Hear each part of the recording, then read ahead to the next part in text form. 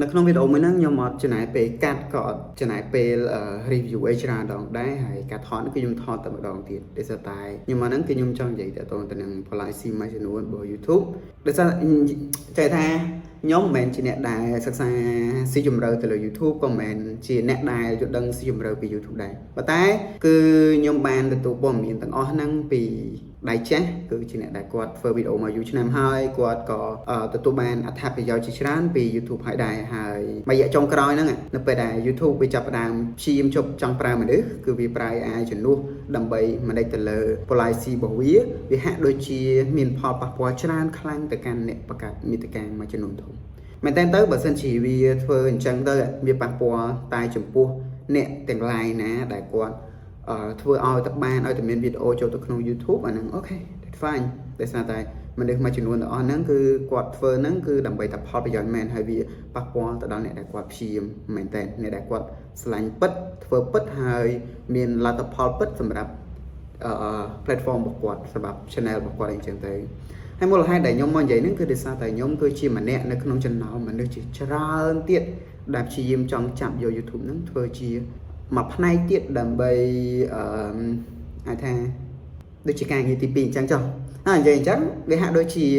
យើងគិតតែពីផលប្រយោជន៍គិតតែពី benefit គិតតែពីលុយអញ្ចឹងទៅប៉ុន្តែជាក់ស្ដែងដោយសារតែយើងដឹងហើយមិនអញ្ចឹងឯងថា YouTube វាគឺជាកន្លែងមួយដែលអាចឲ្យយើងរកចំណូលពីវាបានមែនអញ្ចឹងទើបយើងចង់ចាប់វាហ្នឹងធ្វើជាការងារមួយទៀតបន្ទាប់ពីការងារ goal របស់យើង and if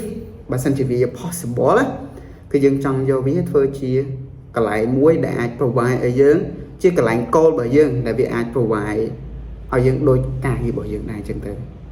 ដោយអ្នកគ្នាបានឃើញអញ្ចឹង YouTuber ច្រើនហើយគាត់ទទួលបាន benefit ពី YouTube ហ្នឹងក៏ច្រើនដែរអញ្ចឹងនៅពេលដែលយើងឃើញអញ្ចឹងប្រកាសណាមនុស្សជាច្រើនប្រកាសជាចង់បានដូចគ្នាដែរហើយខ្ញុំក៏អញ្ចឹងដែរអញ្ចឹងទៅខ្ញុំក៏គិតពីផលប្រយោជន៍ដូចគ្នាប៉ុន្តែនៅពេលដែលឃើញអញ្ចឹងទៅវារៀងដូចចង់បាក់ដែរ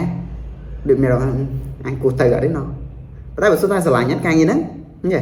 ខ្ញុំគិតថាខ្ញុំស្រឡាញ់មិនគិតទេខ្ញុំថាខ្ញុំស្រឡាញ់ដោយសារខ្ញុំធ្លាប់មានបំណងចង់ចាប់ផ្ដើមជាមួយនឹង YouTube មកច្រើនហើយដែរហើយខ្ញុំធ្វើឈប់ពីមុនមកអាចថាខ្ញុំមានលេសក៏ថាបានអាចថាដោយសារតែ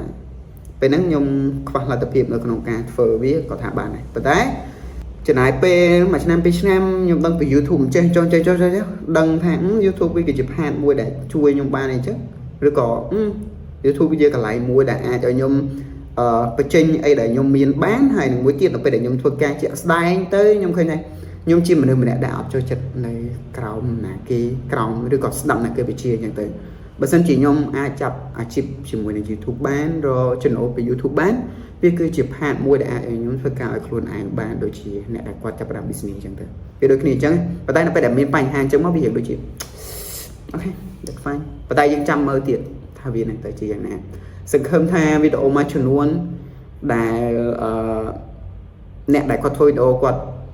ព្យាយាមលើកឡើងហ្នឹង YouTube គាត់ review ទៅខាង team របស់ YouTube ហ្នឹងគាត់នឹង consider ឡើងវិញឬក៏គាត់នៅតែបន្តអញ្ចឹងទៀតខ្ញុំគិតថាវាអាចនឹងបាត់អ្នកធ្វើមាតិកាច្រើនណាស់អ្នកខ្លះ 300k ហើយបាត់អញ្ចឹងវាច្រើនណាស់ដល់គ្នា 300k មិន view ទេ subscriber ច្រើនតែដាច់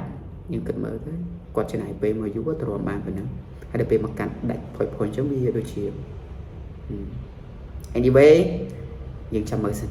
អញ្ចឹងខ្ញុំក៏នឹងបន្តដូចគ្នាអរគុណអ្នកនរគ្នាសម្រាប់ការទស្សនាវីដេអូរបស់ខ្ញុំមួយហ្នឹងហើយវីដេអូបន្ទាប់របស់ខ្ញុំប្រហែលជាអ្នកនរគ្នាអត់សូវឃើញខ្ញុំលេង Ome TV ទេបើសិនជាករណីពេលខ្លះទៅខ្ញុំនឹក Ome TV ឬក៏ខ្ញុំនេះអីខ្ញុំមិននឹងលេង Ome TV ប៉ុន្តែខ្ញុំចង់ focus ទៅលើការធ្វើ vlog ឬក៏ចែករំលែកអីអញ្ចឹងណាអញ្ចឹងរងចាំទស្សនាវីដេអូបន្តរបស់ខ្ញុំហើយកុំភ្លេចជួយគាំទ្រខ្ញុំម្នាក់មួយដែលគ្រាន់តែធ្វើការ subscribe ហើយនឹង like អរគុណសម្រាប់ការទស្សនាបាយបាយ